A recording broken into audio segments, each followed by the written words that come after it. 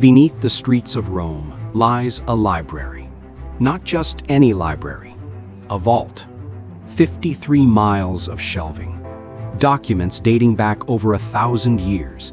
Manuscripts that could rewrite history. Forbidden texts that were never meant to see daylight. This is the Vatican's Secret Archives. But here's the question no one asks. What are they actually hiding? And more importantly, why?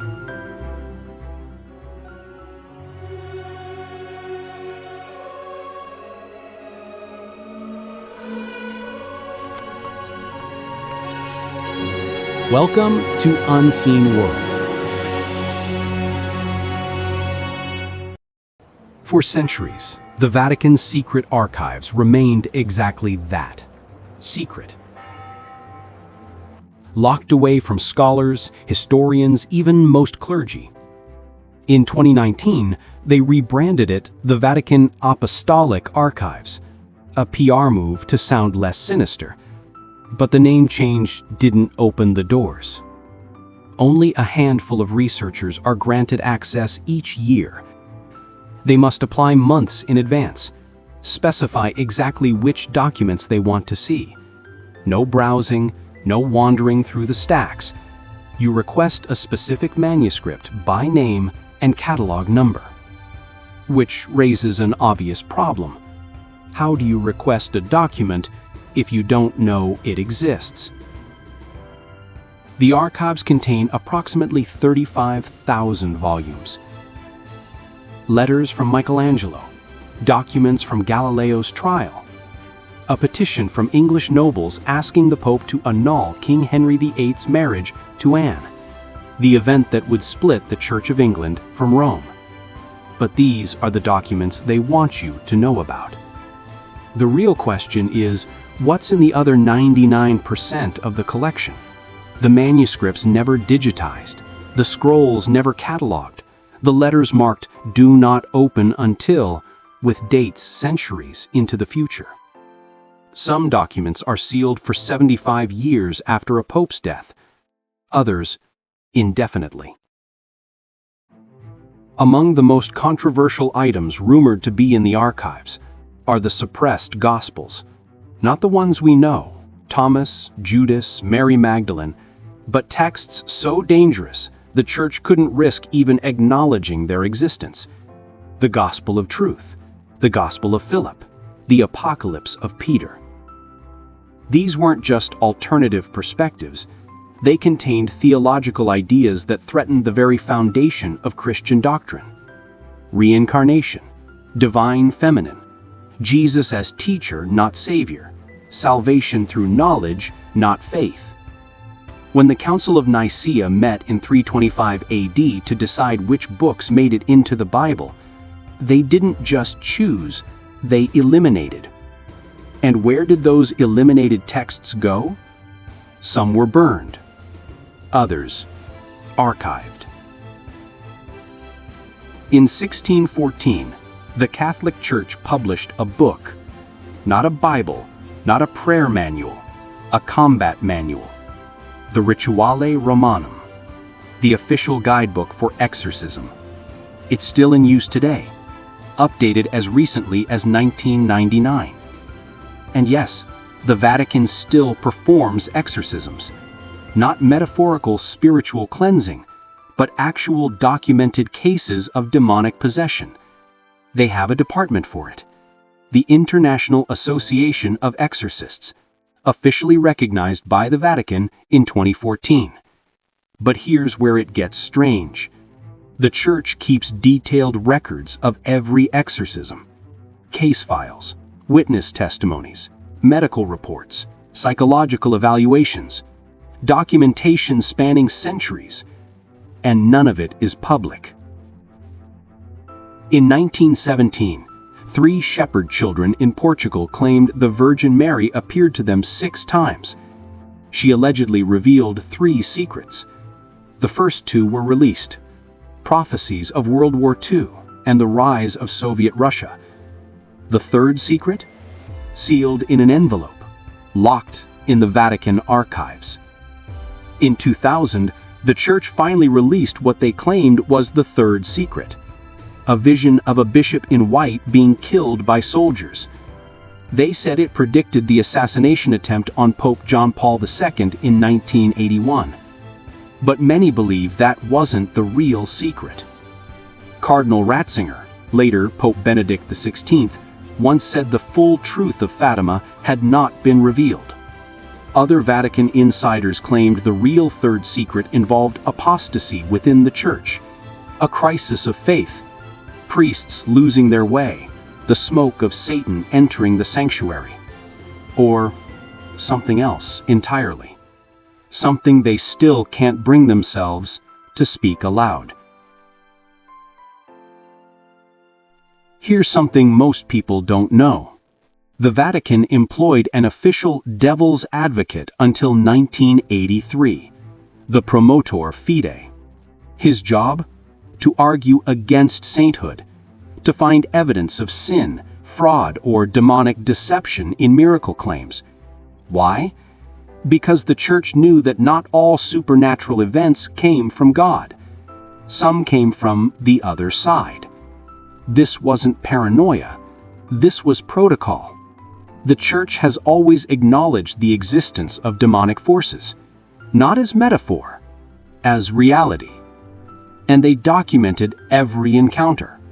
Possession cases where people spoke languages they'd never learned. Levitation witnessed by multiple clergy members. Objects moving without physical contact. Faces transforming. The files exist. Thousands of them. Testimonies from trained theologians, not hysterical villagers. Medical professionals. Scholars. But you'll never see them. On a mountain in Arizona, the Vatican operates one of the world's most advanced astronomical research centers, the Vatican Advanced Technology Telescope. Yes, that's its real name. They've been studying the cosmos for over a century. Not just casually, seriously, with cutting-edge equipment and some of the world's top astrophysicists. Why? In 2008, the Vatican's chief astronomer, Father Jose Funes, made a startling statement. Extraterrestrial life would not contradict Catholic faith. He went further. He said alien beings might exist, and if they did, they could be our brothers and sisters. Some might even be free from original sin. This wasn't fringe speculation. This was an official Vatican position. But here's the real question. Why did the church suddenly become so comfortable with the idea of alien life? What changed? Or, more precisely, what did they learn? In 1978, the CIA launched a classified program called Project Stargate, remote viewing, psychic espionage, trying to spy on the Soviets using extrasensory perception. Declassified documents reveal something unexpected. Vatican priests participated in these experiments. Why would the church involve itself in psychic espionage? And what did they see? Some researchers claim that remote viewers reported encounters with non-human intelligence, not just extraterrestrial, interdimensional, entities that existed outside physical reality. Beings that some viewers described as angelic, others as demonic. The church has always maintained a position on this. Spiritual entities are real. Angels and demons exist. They are not metaphors. But what if modern science was beginning to detect the same things, just calling them by different names? Extraterrestrials, interdimensional beings, non-human intelligence. What if what we call aliens, the church has called demons for 2,000 years? In recent years, governments worldwide have begun acknowledging UAP, unidentified aerial phenomena. The Pentagon released footage, Congress held hearings, military pilots testified to encounters with craft exhibiting physics-defying capabilities.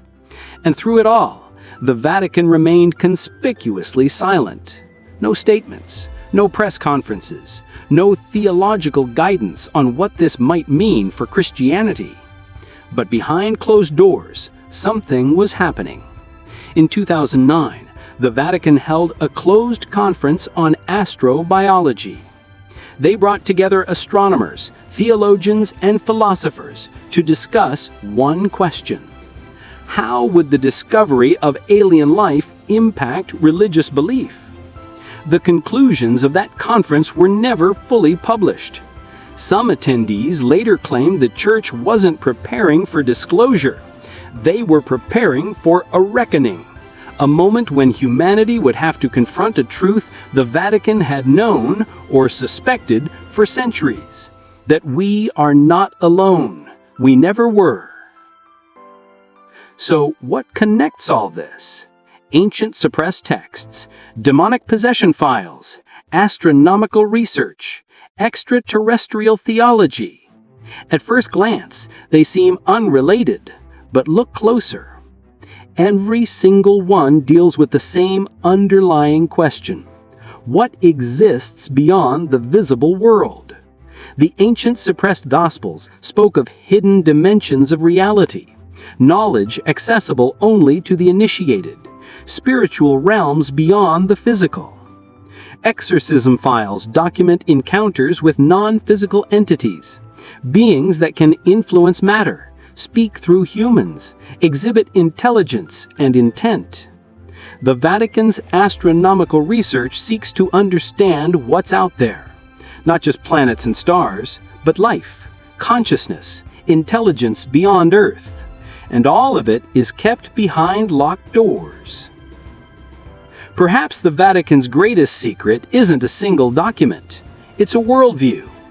A framework for understanding reality that's far stranger than most of us are prepared to accept. One where physical and spiritual realms intersect. Where ancient texts weren't mythology, but documentation. Where what we call aliens, the ancients called angels and demons. Where the cosmos is teeming with intelligence, some benevolent, some hostile, and some utterly incomprehensible. The Church has maintained this position for 2 millennia, never wavering. Even as science tried to reduce everything to matter and energy, the Vatican held firm. There is more. And maybe they know exactly what that more is. Maybe they always have. The Vatican Secret Archives contain approximately 53 miles of shelving. Most of it has never been seen by outsiders. Some documents are sealed for decades, others for centuries, a few permanently.